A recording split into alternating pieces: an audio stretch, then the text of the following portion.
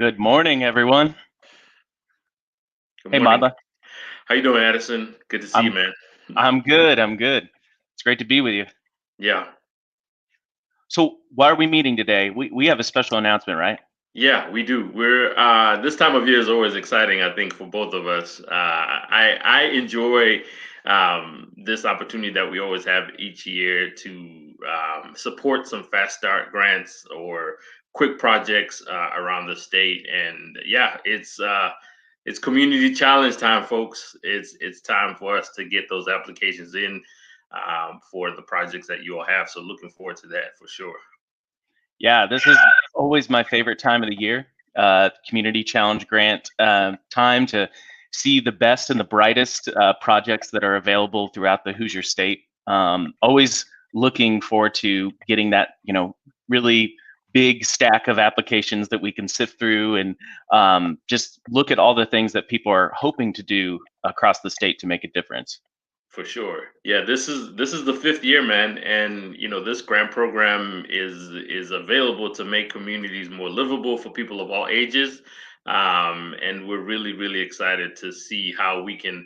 I think the goal of Community Challenge has always been to support jumpstarting a project, but then also making sure that that jumpstart leads to more long-term change. So really excited for 2021's projects. Like you said, we usually get a good number of applications from across the state.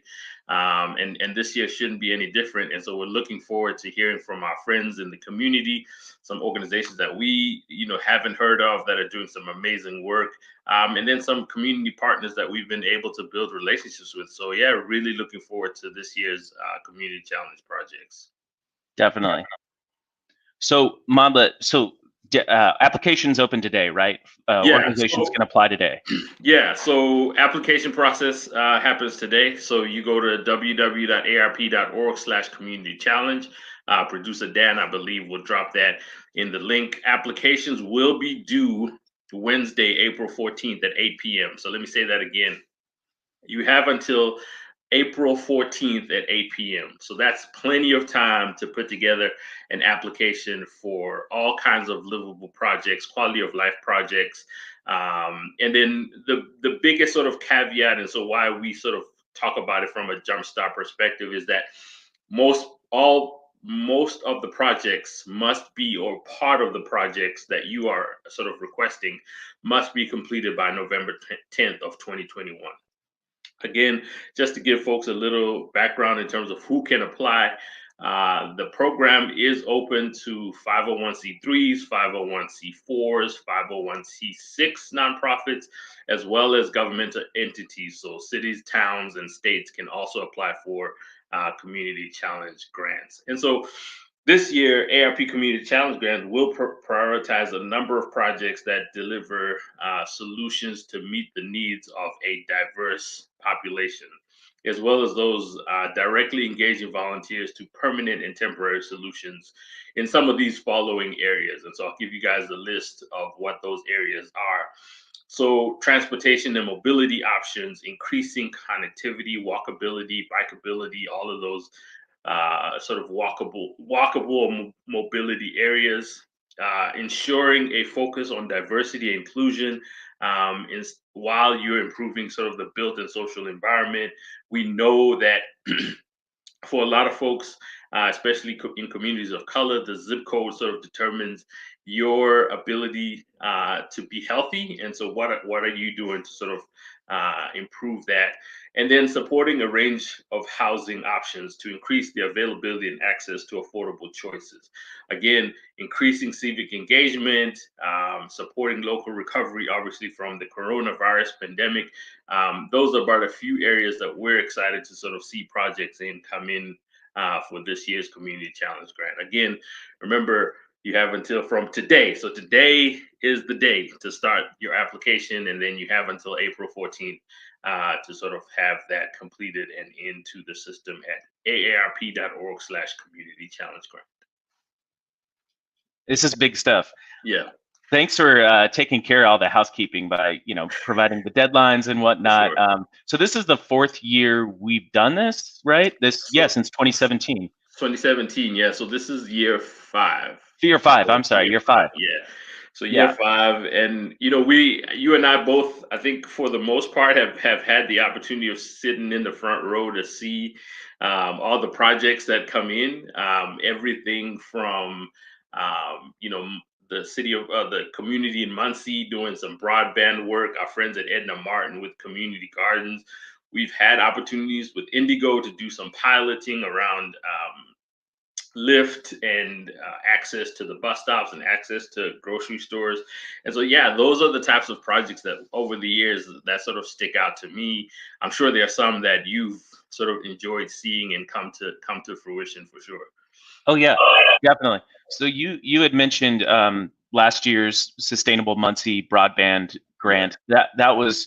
That kind of came out of the blue, honestly. That yeah, project, I remember coming across that application and just kind of, being like, what is this? I'm really curious about this. And it, yeah, it turned out to be this really cool project because broadband aligns so much with our public policy work, trying to expand broadband across the state. So this was sort of a proof of concept project where this group, Sustainable Muncie Corporation, was offering free Wi-Fi to sort of a community space and the sort of the outer edges of the community space as well. So folks from the neighborhood could come and use the Wi-Fi and the internet. So that was really cool. Keep going back in time. My friends up in Fort Wayne, Bridge of Grace Compassionate Ministry Center, Raina yeah, Bradley, yeah, Pastor Javier. They have done great work. They use their 2019 Community Challenge grant to fund some pocket park work in the Mount Vernon Park neighborhood, and they created like a performance stage in this pocket park, a seating area, did some really cool things. And another thing that they did, part of that project, was they put up banners throughout the neighborhood highlighting residents, photos of residents, and then a quote from them as well. So some really cool things there. And it all kicked off in 2017 with the Fort Wayne Active Transportation Coalition, yeah. teaming up with Team Better Block. Yeah, I think for me, man, that one was a great way to sort of launch community challenge in the state of Indiana. Working with the work that you did with the Better Block team, and obviously the great sort of partners in Fort Wayne that helped sort of create that. What do they call it?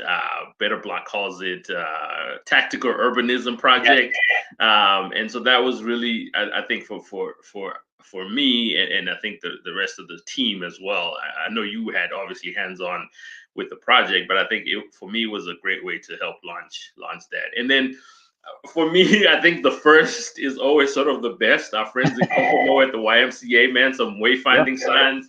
That was an amazing sort of start to this. That's where we sort of had our introduction into the community challenge world. They were the first ones to be awarded a community challenge grant in the state of Indiana, and they put together some wayfinding signs.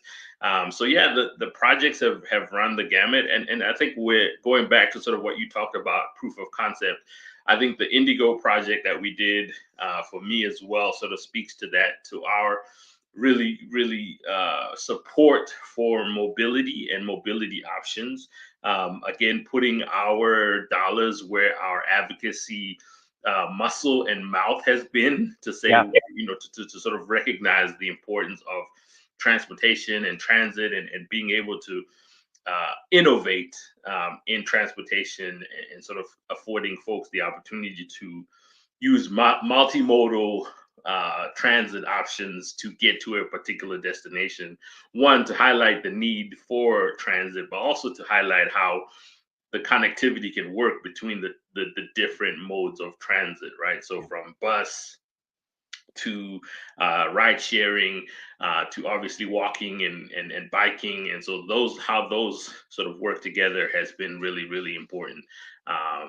for me. So I think it's really great to sort of look forward, look into 2021, and see what's coming up, and what to expect from Yeah. folks. And so yeah, I'm looking forward to see what projects come out. Yeah, yeah. Sorry, my mic is.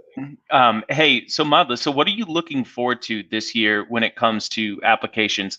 I know you know me. I love transportation and mobility. I mean, we Yeah, both do. yeah. Um, we've been working a lot on housing work. So is that one that you're looking out for? Yeah, so that was one that I was going to point out to you. So I think one of the things that we've had a really tough go around is sort of stating the case for the need for more affordable housing. And so if there's an organization out there that has a sort of project that they want to sort of showcase, that's been a case study for affordability is important. I think will be something great that we want to see. And then for me, the work around how communities are addressing diversity and inclusion in their built environment space. How are they? How are organizations challenging the either lack of investment in the community in a certain community, and then how folks are able to sort of build systems around to sort of challenge and break that system.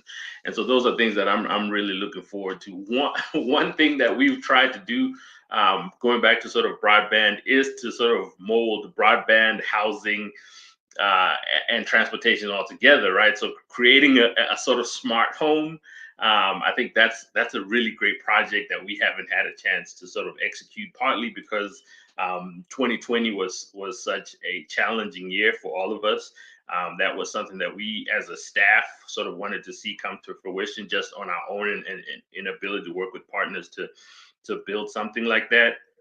But yeah, if there's an organization that's working to sort of mold affordable housing, access to broadband, and then maybe some way put in the built environment, or even visitability, right? So is the home a visitable home? That's really something that we haven't had a chance to sort of see and expand. I think other state offices have had that opportunity, and I think I want to see us either do that as ARP Indiana, and but hopefully we would love to fund that through our community challenge grant work as well. Yeah, yeah. I would just echo everything that you said. You know, you and me, we're basically counterpoints in this work, and we pretty much value the same thing. So, you know, housing, transit, you know, diversity and inclusion. Yeah, There's even a focus on civic engagement this year, stressing that. So, um, all those issues are really important. And what you brought up earlier about the intersection with our advocacy work and the proof of concept is always important, because we're always looking for a story to tell. You know, we want to be able to reflect back on these projects and say, mhm, you know, ARP partnered with, you know, X organization doing really great work. And then, like you said earlier about building partnerships, you know, we really want to build partnerships with the organizations, you know, you know, increase the footprint of the good work that we're all doing. yeah, Um, I'll just offer a few tips. You know, I just want to highlight. You know, make sure that if you're thinking about a project, that it should maybe spark long term change. Like that's something that we're always looking for. Making sure that it's public facing, so that it's not just, you're not trying to modify like a public or a private building, that is. You know, so make sure that, you know, the entire community can enjoy parts of the project. And then we always look for a big volunteer component, right? How are regular people getting involved, being asked to get involved and take part in building out some project or participating in some way. So yes, it is a competitive process. yeah, Producer yeah. Dan with the tips as well. Just make sure that, you know, you are you know, reading all the materials, and, you know, you're reaching out to us, you're reaching out to ARP livable communities if you have questions, and we can get those answered. Yeah. So just I know we've got a few more seconds left here on our sort of quick update on the community challenge grant process. Wanted to remind folks about the dates. So you have starting today until April 14th at 8 p.m. to submit your applications. We want those projects to be completed, and it doesn't have to be the whole project, but the part that you submit for a community challenge grant needs to be completed by November 10th of 2021. So that's the quick start piece that we always sort of talk about. And then innovation would be the last tip. that I mentioned. So sort of unique projects, and we've also sort of learned along the way, right? So we've gone from wayfinding signs to funding tactical urbanism projects to going on to funding sort of pilot projects with rideshare and buses. And so we've sort of also moved up that innovation ladder. And so we're looking for 2021 to be that year as well to sort of spark some innovation and different types of projects that we fund. Absolutely. This is the 5th year, so we want to see a lot of applications come in. So there you go. Go to that link, check out the application materials. And if you have questions, you can contact folks at that web address as well. But I'm looking forward to it this year. It's always, like I said, it's my favorite time of year. It is, man. It's a great time. So yeah, looking forward to those applications, arp.org/community challenge grant. And then arp.org/IN. We'll have some information there in terms of how you can get in touch with us. And then, yeah, stay tuned to our Facebook page. This is in. We'll make sure we have opportunities to highlight folks who have received applications in the past, so you can learn a little bit more about what they've done with their projects and how their application process went. So we want to make sure you guys are equipped to put in the best application you can for your projects. Definitely. Thanks, Madla. It was good chatting with you today. I always appreciate catching up. Same here, man. All right. All right. Good luck, everyone. Take care. Bye-bye.